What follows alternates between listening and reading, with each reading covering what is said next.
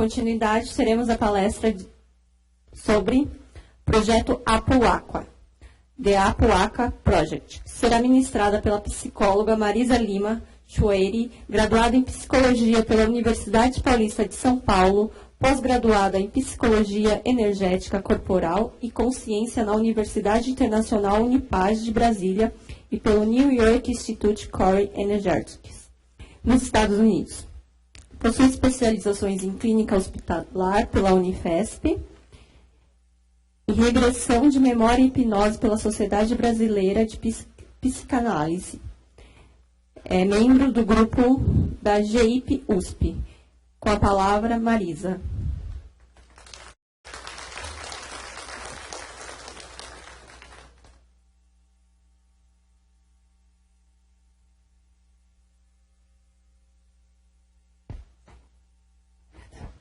Boa tarde a todos.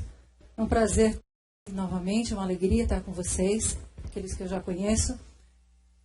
E vamos dar o início.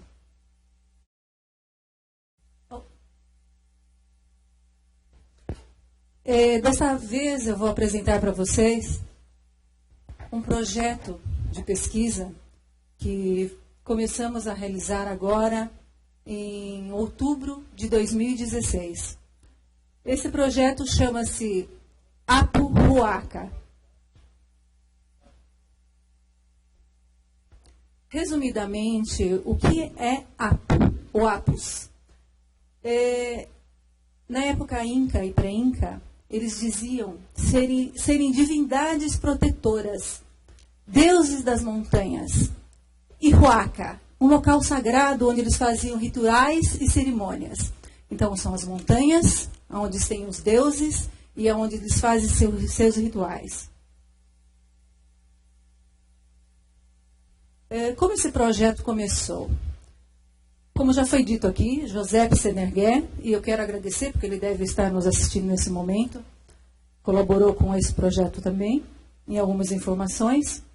Ele entrou em contato comigo em 7 de setembro de 2016. Ele pesquisa as pedras de Ica. E ele me disse, Marisa, tem um caso muito interessante, que como vocês pesquisam sobre casos ufológicos, essa pessoa entrou em contato comigo e eu gostaria que você verificasse se interessa ao seu grupo. E ele me passou um e-mail com o nome de uma pessoa, Paul, ao qual, no dia seguinte, eu mandei um e-mail. Essa pessoa me disse, sim, eu tenho um caso interessante aqui em minhas mãos. Eu quero dizer a você que eu tenho um corpo mumificado, uma espécie, não disse o que era, de 23 centímetros de altura, 3 dedos das mãos e pés, cabeça grande, 4 costelas e que foi encontrado no sul do Peru. Falei, não, o que essa pessoa está falando, né? Para que eu soubesse um pouco mais dessa história, hoje acho que nós já chegamos em uma troca de 1000 e-mails. E aí, ele começou a me contar essa história. Ele disse assim, eu sou colecionador de outras coisas, inclusive coisas antigas. Eu estava numa loja e eles chamam de vaqueiros, as pessoas que buscam essas coisas antigas e eles revendem lá no Peru. Eu estava numa loja e essa pessoa me chamou e falou assim, olha, eu estou vendo que você está comprando essas coisas, eu tenho uma coisa muito interessante na minha casa, se você quiser vir conhecer. Foi aí que ele se deparou com esse espécime e ele falou, puxa, será que isso é real mesmo? E aí ele pegou e comprou dessa pessoa. Ele disse que aconteceu o seguinte, a história contada é que existiam 4 vaqueiros, eles chamam de vaqueiros. Esses vaqueiros são os intermediários dos arqueólogos. Eles vão até o local, eles que fazem o serviço braçal, procuram as coisas e os arqueólogos vão atrás junto. E eles tinham uma lança, uma vara que eles utilizam para cavucar o fundo, né, dos lugares ou regiões próximas a mar, essas coisas. E um deles percebeu que o barulho que ele sentiu era um barulho oco e chamou os outros, que eles estavam em 4. Eles se aproximaram e observaram que parecia que tinha alguma coisa diferente ali, sim. Era uma pedra grossa, muito pesada, e que parecia uma porta. E eles começaram a pressionar aquela porta, estou resumindo, né? E perceberam que na hora que eles pressionaram, a porta voltou. Ela entrou e ela voltou. Ela teve um movimento. Depois de muito custo, foram com carros e tudo mais, eles conseguiram abrir essa porta. Deixa eu ver para onde vamos agora. Quando eles abriram essa porta, havia uma escadaria para dentro da terra. Escuro, claro. E eles estavam com alguns instrumentos que eles levaram para observar a região desse local. Paul diz assim, olha, eles me falaram, porque ele é um intermediário, né? Ele teve uma pessoa que trouxe para ele esses materiais. Eles me disseram que é um lugar escuro, é um lugar que os materiais eletrônicos não pegam, e aqueles que a gente consegue utilizar, nunca mais eles ficam danificados. E nem a bússola funciona naquele lugar. E eles, assim mesmo, eles foram outras vezes e conseguiram entrar. Conforme eles entraram, eles verificaram, parecia um sarcófago. E lá eles encontraram, eles encontraram vários materiais, que eu vou dizer a vocês com o passar agora do tempo. A maioria das fotos são originais, tá? E eu vou dizer para vocês aqui que tem coisas que eu vou apresentar que vocês jamais viram. Essa é uma foto original. Ah, mas como uma foto foi tirada? Eles disseram que eles conseguiram com a máquina tirar apenas 4 fotos. Depois não conseguiram tirar mais nada. Isso foi o que foi dito. Esse é o primeiro sarcófago. Como é lá dentro? Tem pedras pesadas, tá vendo? Aquele do lado direito é um sarcófago, onde eles conseguiram levantar e tirar objetos lá de dentro. Aqui mais o segundo sarcófago. Elas estão um pouco embaçadas assim, porque eu ampliei. E aqui a parte interna, onde existem blocos gigantes e menores. Aqui também vocês podem ver os muros, porque existem assim, eles entraram, existem salas, existem paredes, existem sarcófagos, né? Parece uma tumba, não sei o que seria isso. E cada vez mais eles foram adentrando e foram encontrando vários objetos. Só que não ficou só nos objetos, né? Quando um deles foi verificar esses objetos, ele disse que ele viu um ser vivo lá dentro. E esse ser, essa é uma ilustração, tá? A única das fotos, eu acho que é uma ilustração. Ele viu um ser azul. Esse ser azul lançou uma luz no seu olhar. Eu não sei o que pode ter acontecido, não sei qual deles foi que foi lançada essa luz. Eu só sei que de 4 vaqueiros, 2 estão mortos, 1 está sumido. E o único que se encontra é Mário, pseudônimo, porque ele não diz o nome verdadeiro, não é para dizer o nome verdadeiro, que é a pessoa que está trazendo todo esse material. Alguns materiais com Paul, outros foram vendidos para outras pessoas que se interessam por isso. E aí Paul começou a me mandar algumas fotos do que ele tinha lá. Esse aqui é o lado esquerdo, ali uma ilustração. Do lado da frente, atrás, né? É um ser, uma espécime, parecido muito com um grey, ao qual, aqui vocês veem melhor, ele está mumificado. E ele está com uma camada de gesso. Não sei se estão vendo aí. Na região existe esse gesso.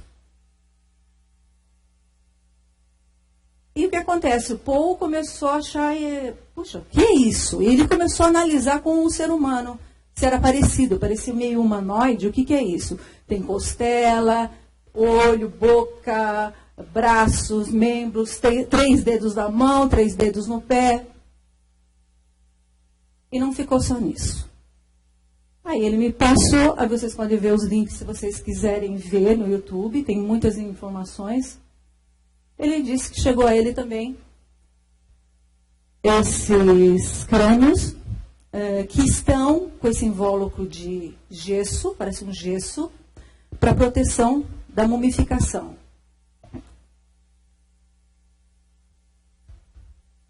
E ele me passa mais uma foto de uma segunda espécie. Eu falei, nossa, mas como é assim? Você tem quanta coisa aconteceu aí, será? Começamos a questionar, né? E ele passa essa foto dessa espécime, não só a foto, como ele me passa um vídeo que não tinha saído ainda no YouTube, como assim eu pude entrar e ver. Depois, sim, ele lançou. O que acontece com esse tipo de espécime? Vocês estão vendo ao lado de baixo dele, aqui, né, onde está o pescoço, tem a parte interna que é osso, e supostamente parece que tem restos de sangue nessa região. Tem algodão internamente. E depois de muito que nós conversamos, ele disse, venha para cá, eu quero mostrar, eu busco vocês, o pessoal da sua equipe, venha cá no aeroporto, em Cusco, né? Eu estou por aqui. E nós falamos, será, né? Bom, ficamos intrigados com tudo isso. Ele foi me mostrando mais isso. Olha, tem mãos gigantes na região. Tem essas mãos. Interessante, mas metade? Falei, será que arrancaram essas mãos? Cortaram? Ele falou, tem tanta coisa lá. Tem crânios que vieram só os crânios. Tem peças que tem só as mãos. E tem outras que temos que cortar para retirar. É o que ele disse que os vaqueiros estavam trazendo. Essa é uma outra mão de 36 centímetros, com osso, com unhas, mumificada. Mas essa outra, muito interessante, que não são só as mãos gigantes. Ela tem ali restos de pele em conservação, tem anéis de metal que não se sabe ainda o que seja isso, no primeiro, no segundo, no terceiro dedo, e aqui nessa região. Não se sabe que metal é esse. Aqui dá para ver um pouco melhor. Aqui um exemplo do tamanho da mão de um ser humano, com esse tipo de mão e unhas mumificados. Mais alguns materiais que ele encontraram no outro sarcófago, que pareciam uns metais com o tamanho de uma ervilha, que estão uns pedacinhos ali, porque ele tentou quebrar para ver o que era. E com tudo isso, o Paul ficou muito intrigado e queria mostrar para a humanidade. E lá em Cusco, no jornal matutino, foi publicado essas informações, e ao mesmo tempo ele deu uma entrevista para a rede local, só que assim, sempre ele evitando de aparecer quem ele era. Então ele sempre está de boné, ele está de óculos escuros, porque ele diz que ele quer preservar esse seu amigo Mário, porque chegando até ele, pode ser que consigam chegar até o seu amigo.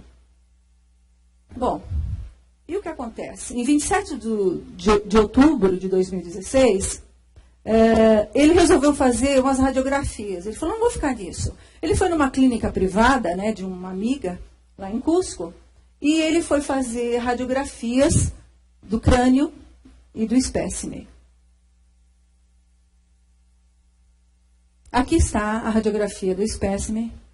Incrível, que é o que ele também comenta, ali naquela região onde está a setinha ali, uma parte branca, tem um metal interno.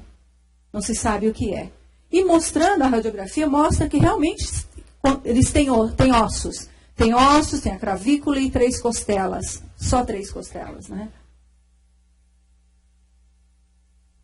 E aí o que acontece?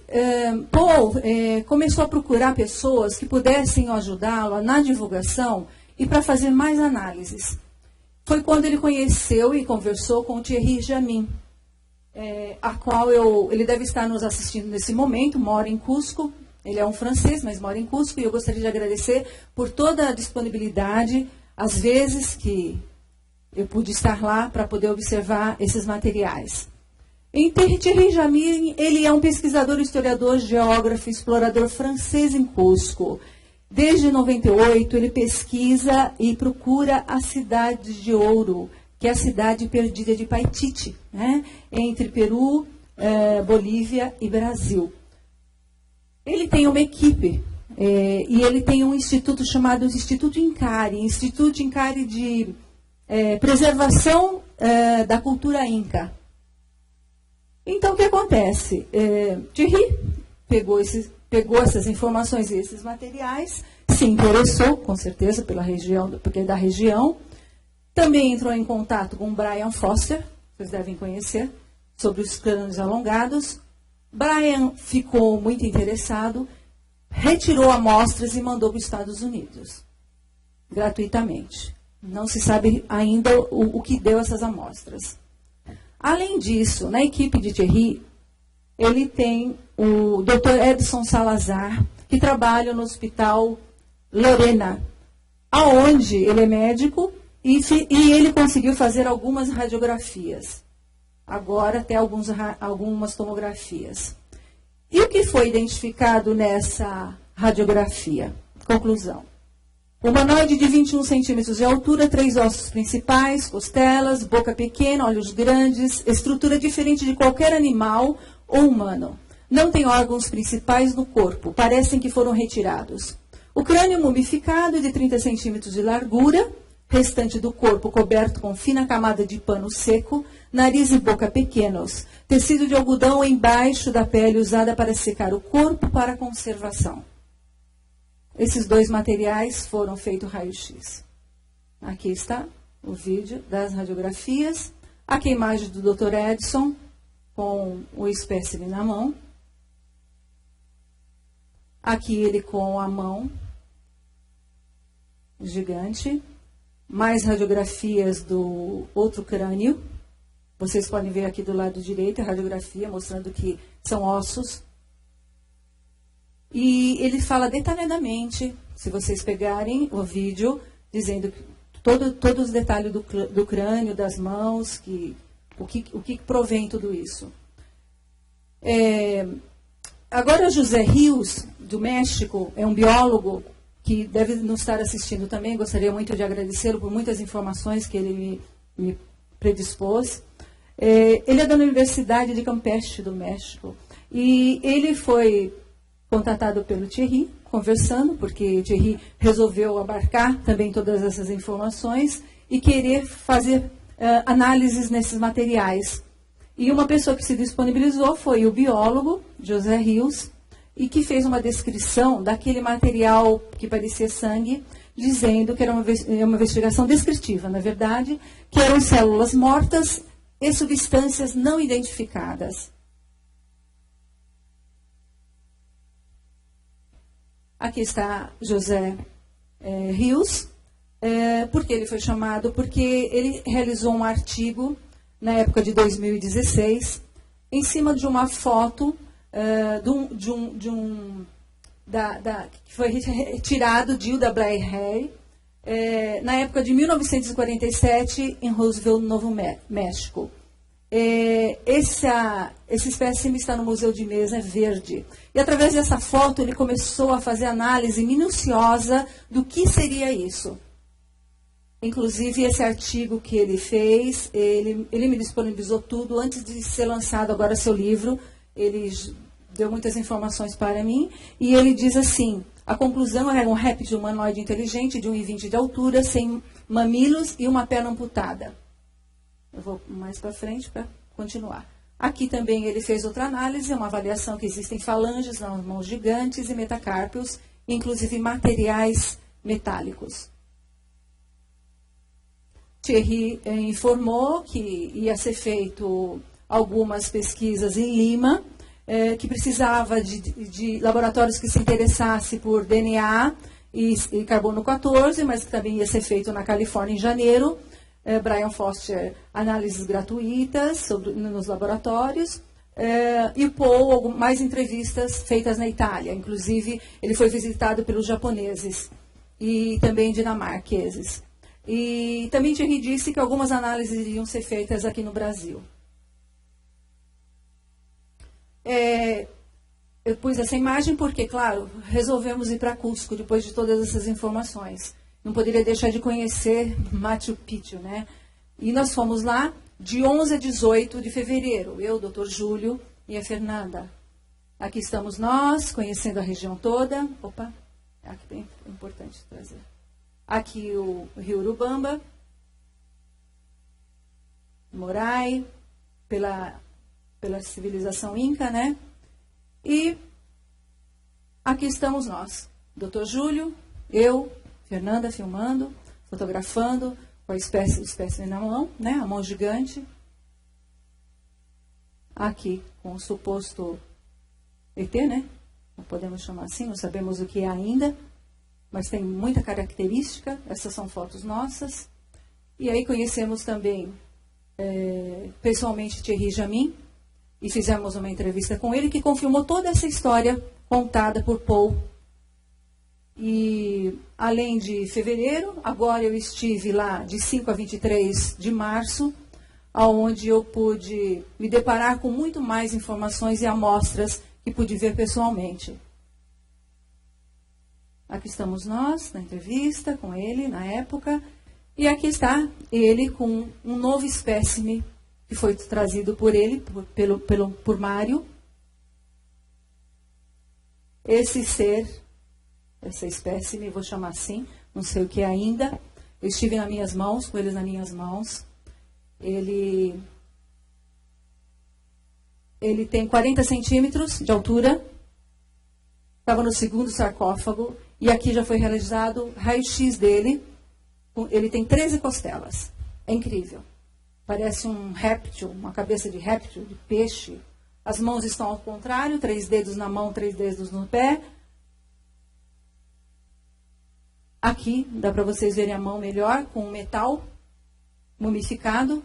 Todos estão mumificados. Este aqui também tive em mãos. São 2 crânios. Só que eles não estão mais assim, eles estão limpos, sem essa camada de gesso. São pequenos, assim, leves. E tem algo dentro. Eles dizem que o crânio está lá dentro. Está diminuído, mas ele está lá dentro.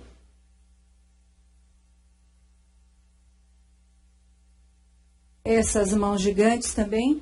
Uma delas tem uns 30 centímetros, com unha. 6... como chama? Esqueci o nome. Falanges, obrigada. 6 falanges. A mão ela é meio achatada. E elas têm já uns tendões aqui ainda, naquela região.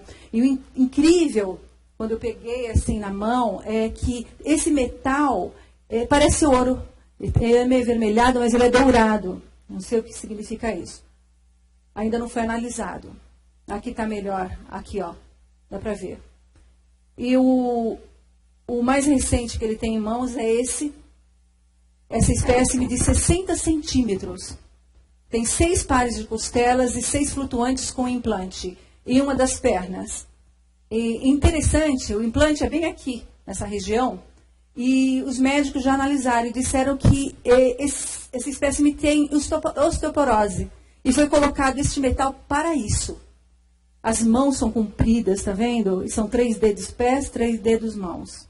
E esse osso aqui, dessa região da bacia, é bem sobressalente. A cabeça, ela é alongada. É muito interessante, é muito incrível de estar com isso bem na mão, né? Então, assim, trocamos muitos e-mails, muitas informações. Foi incrível estar com isso.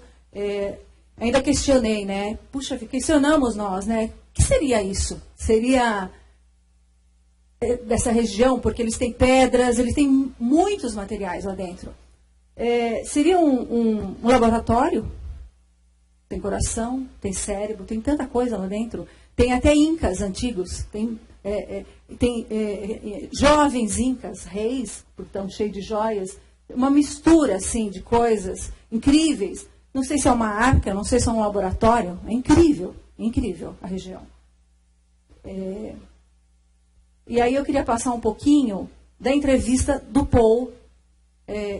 Você consegue, por aí? Ele vai falar em castelhano, mas é um pouquinho da história que eu contei para vocês de como foi achado.